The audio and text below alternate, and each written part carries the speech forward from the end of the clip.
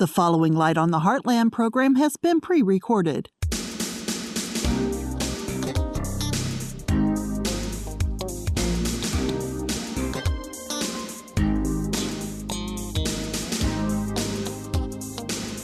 Good morning and welcome to Light on the Heartland, presented as a public service of BOTT Radio Network. I'm Sherie Eklof. This morning we welcome back to the program Scott Miller. Good morning, Scott. Good morning. Adrienne Miller. Good morning. Good morning, Adrienne. Yes. And also Jacob Lekich. Good morning, Jacob. Good morning. Thank you for having us. Yes. They're from the Heartland Recovery Program, a ministry of CNS International Ministries, headquartered in Bethel, Missouri. And we're grateful you made the trip over to talk to us about an event you've got coming up. Scott and Adrienne were here back in the summer, I think around August, to talk about an event in September. Jacob wasn't able to join us because he and his wife had just welcomed a new baby boy to their family, their growing family, right? Absolutely. And so we're happy to have Jacob back today in the studio. You're here to tell us about an event coming up.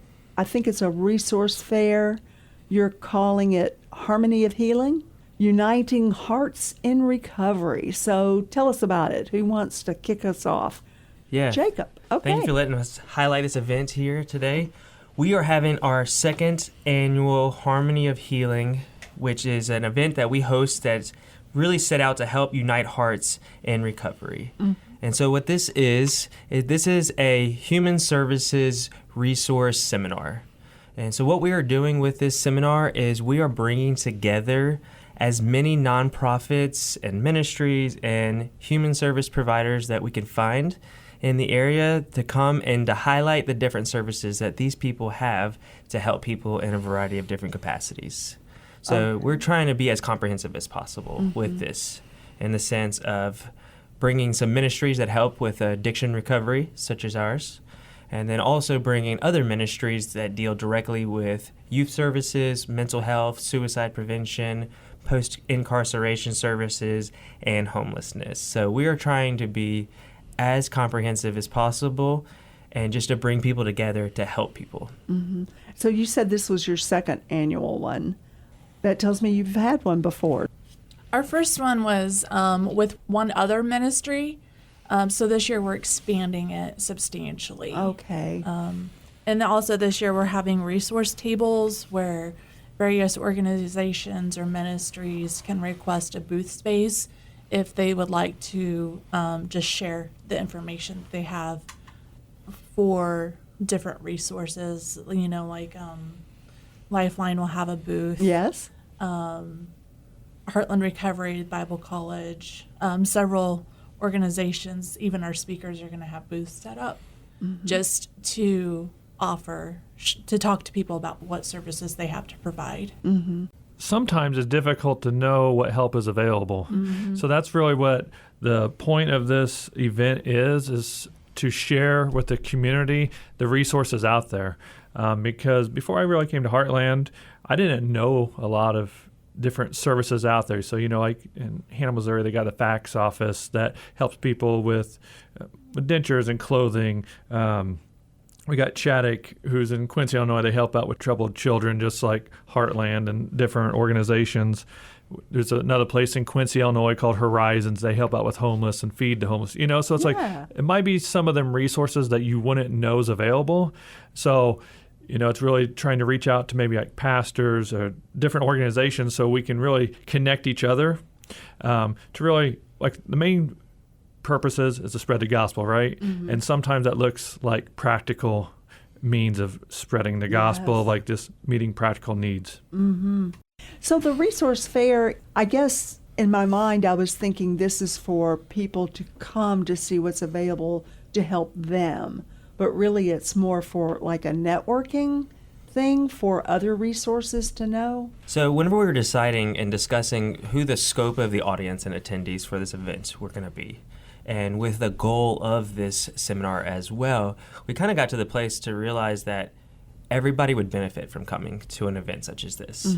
So whenever we say that this is for everybody, we really mean that. If you are an individual that is yourself struggling with some of these different areas of life, such as mental health, addiction, homelessness, obviously this would be a great place for you to come to see what resources are out there to be able to help you.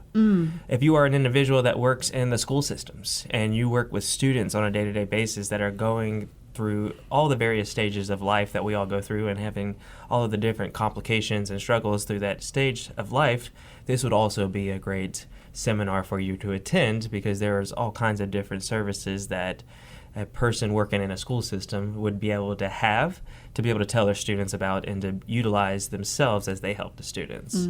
And so we've really found in the conversation of who we want to invite, who the attendance would be everybody. School workers, judicial system workers, prison system workers, other ministries, other nonprofits that are providing some different services themselves, and then individuals that just want to learn more about the services that are offered in this area. One thing I find really amazing about how God has created humanity so intelligent is how specific and precise we can get on things. So some of our ministries, we found they're very focused on one area of life, which is awesome. We need to have experts. But that one area of life is not going to have all answers to all questions. They're not going to be all things to all people. So if that ministry, who focuses on one very specific aspect of human services, can also learn about other ministries that speak to other areas of life, they would have a more comprehensive package of services to be able to provide for people. There's a lot of times when people are going through a specific thing, there's also other issues. And this isn't true in every case, but I'm thinking of if someone's going through a drug addiction or alcohol addiction, they might also have issues with homelessness. Adrienne, Scott is pointing to you.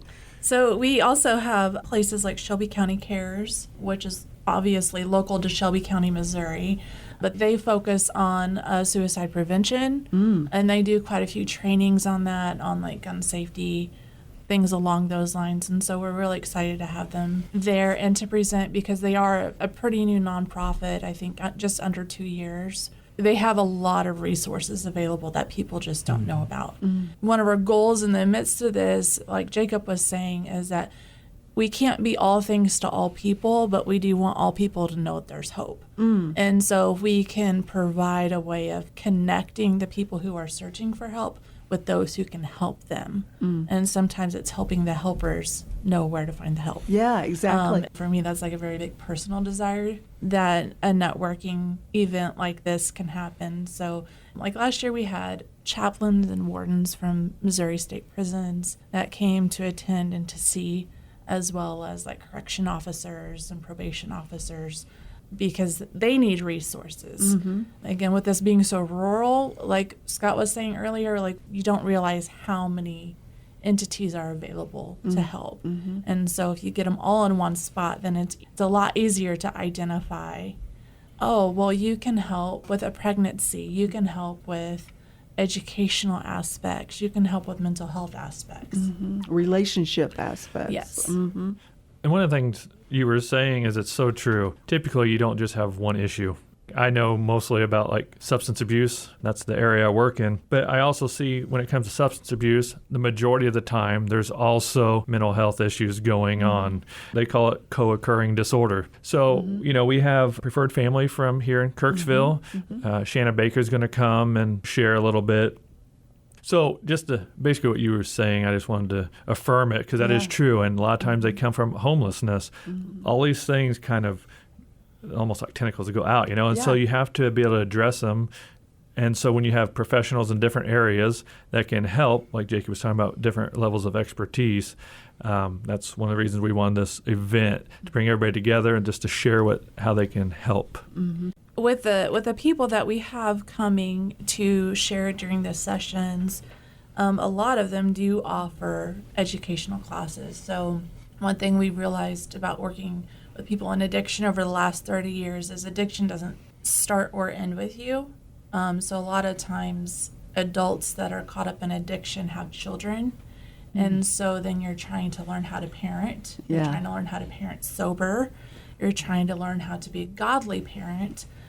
So places like Chaddock will offer parenting classes, different trainings from a very holistic viewpoint, and can really, especially if your child happens to be displaying some difficult behaviors, they have excellent trainings available to help To know learn how to deal with it. reconnect. Yeah. And to do it in a way that's restorative and not just authoritative. Yes. You're listening to Light on the Heartland, a public service of BOTT Radio Network. I'm Sherie Eklof. We're talking with Adrienne and Scott Miller, as well as Jacob Luckich with the Heartland Recovery Program, a ministry of CNS International Ministries in Bethel, Missouri. And they've got a resource fair coming up called Harmony of Healing, Uniting Hearts in Recovery. And we did not mention when it is. I guess we ought to talk about the date. Did we mention when it is? I don't know if we did or not, but it's going to be on Friday, April 25th. And I think it starts at 8:30, and it'll go to about 2:30, 3 o'clock. And we're asking for RSVP if they could, because it will be catered by the Bethel Fest Hall. So we're just looking forward to a great day that Friday in a couple months. Yes. And there's not an RSVP date for somebody who wants to just attend, is there? Or is there one for both? It's on April 15th. You can visit our website at hlandrecovery.org or visit our Heartland Recovery Facebook page for ways to RSVP. Okay. But it is And it's free? beneficial. Yes, there is no cost. It is beneficial to RSVP just so we can have a good count for how many people for lunch. Is it at Heartland? Yes, it'll be at the Heartland Community Church.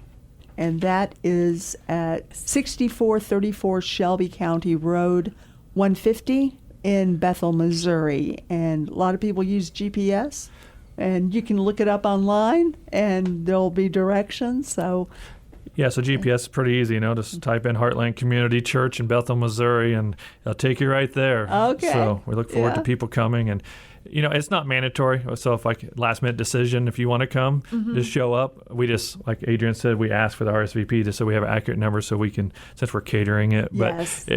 But if last minute you want to come, show up. We'd love to have you. yeah. Absolutely. God's been very gracious to us as a ministry individually, but then also as we have been pursuing to host some of these events as well, to provide us with some sponsorships and funding opportunities to where we are able to provide these types of services to the outside community to no cost to them. Yeah. So we really want to continue to be a vessel that God uses to bless and a vessel that God uses to reach other people, and do so at free of cost for those that are attending this event. So very, very awesome opportunity. Yeah. This is more than just a bunch of services with booths in a large event space, right? You've got like breakout sessions and things like that. Take us through the day. What can people expect?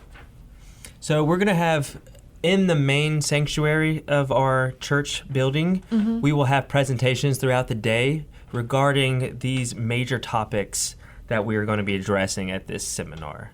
So throughout the day, there will be presentations where we're going to try to cover as comprehensively as possible the main areas of services that can be provided for people. So there will be a presentation covering addiction ministry, and that would be more broad on the sense of adult men and women addiction services, the services that are available to be provided for them. There will also be presentations on children's ministries. So that looks like a variety of different services and capacities as far as educational, residential facilities, and the like. There will also be a presentation on homelessness. We have a great ministry partner out of Quincy, Illinois with Horizons, who does a very good job of servicing that demographic in their community. Yeah. And then we will be covering mental health and dual diagnosis more in a broad sense. Most of these topics we could host a multi-day seminar on. So with one single session throughout the day, there can just be broad overviews, Yes, more or less. right. And then we'll cover just general emotional wellness, quality of life, and then prison ministry and post-incarceration services as well.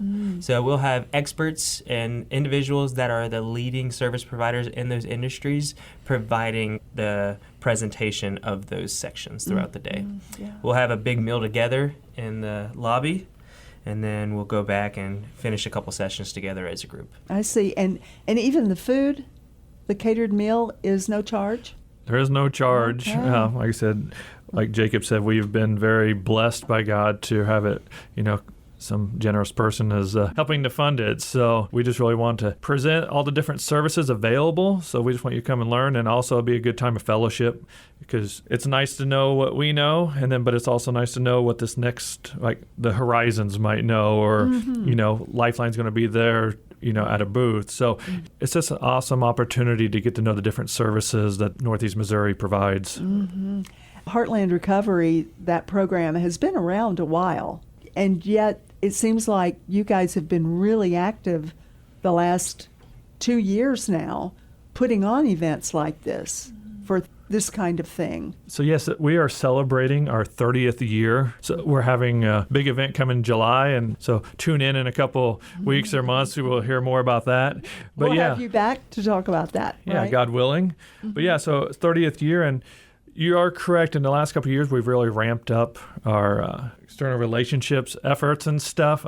Things just happen to change. And to be honest with you, when COVID hit, things kind of slowed down and things really changed for our ministry. Then when COVID started subsiding, we started to do building relationships with other people and stuff. And one thing we heard over and over was like, oh, we didn't even know you guys were open. Yes. So it's one of the things where we needed to make a concerted effort, because the services we provide are very unique. There's not very many places in, I'd say, 150, 300-mile radius where you can come and get help with your substance abuse, come to learn about Christ, men, women, and children, in a 12-month residential program, and with no cost to the residents. Yeah, which is unheard of because it is expensive. It can be extremely expensive. There's a place we know around St. Louis that charges $30,000 for a month. But at the same time, With no guarantees. No, there's no guarantees. No guarantees you won't relapse. But I just want to re-emphasize what Jacob was saying, but it's really because of God's blessing. Yes. We're donor funded, so we're always looking for more to help, because, if we get more funds, we can help more people, God willing. Hey, you mentioned something, Jacob, when you were talking about school teachers, that this would be a good resource for school teachers. I would think, especially in public schools, the resources that are available that they would be told about are not Christian-based. Yeah, absolutely. And it's interesting that you brought that up. We've actually been approached by, I'll just say, a public school in the area, and they were asking for help with their students. Probably comes to no surprise to anybody listening that students are suffering today. Yes. And they're suffering with a lot of these issues that we're going to be talking about and covering in this type of event. Depression, suicidal tendencies, substance abuse, even, problems with sexuality and the different concepts and the ideologies that are going around in our day and age. And we'd love to help directly with the public school system, but they also gave us the clause that we were not allowed to talk about Christ and Christianity. And that's and the some whole of those point. things. So on one hand, it's hard. Like, our motto and slogan is Jesus is the answer. So how am I going to provide you the answer if I can't tell you the answer? But in another sense, we understand that, the call is to be the hands and feet of God in the world, and we want to serve people in every way that we possibly can. And so this event right here is going to be the best of both worlds, right? You don't have to be a Christian to come to this event, but we will be talking about Christ at this event as well, too. Yes. We have no governmental, state, federal, public school system oversight of this event, so the limitation as far as what we're going to be talking about is not there on us. Right. And then what people choose to use is also their proclivity to use after they leave that place as well, too. So whenever we say everybody can come and enjoy and benefit greatly from it, we really mean that. You don't have to be a Christian. We do hear you hope that you hear the gospel while you're there. We do hope that, God works on your heart while you're there. We do hope that Jesus will, be recognized as Lord in your life if he isn't already. But if all that you get out of this is just more services to help people, then praise the Lord. The vision and the mission of that event is going to be accomplished. Yes. The public school gave you one stipulation, and that was you can't talk about Jesus. And then they wonder why they have so many problems, you know? But, and you know, COVID, you mentioned COVID, Scott, and that just, all of these issues they were probably already dealing with, but COVID really put them into overdrive with isolation, and they're not in school and they're not learning. And to be honest, I don't believe it was like the school's intent that the people who contacted us that we couldn't talk about Jesus. It's just with everything in the legal world where there's a lot of pressure on them. So, and I'm not saying that it's all their fault. I just know what it's like because, you know, I'm on the board of Lifeline, and we have a Pure Freedom program where we go into the schools.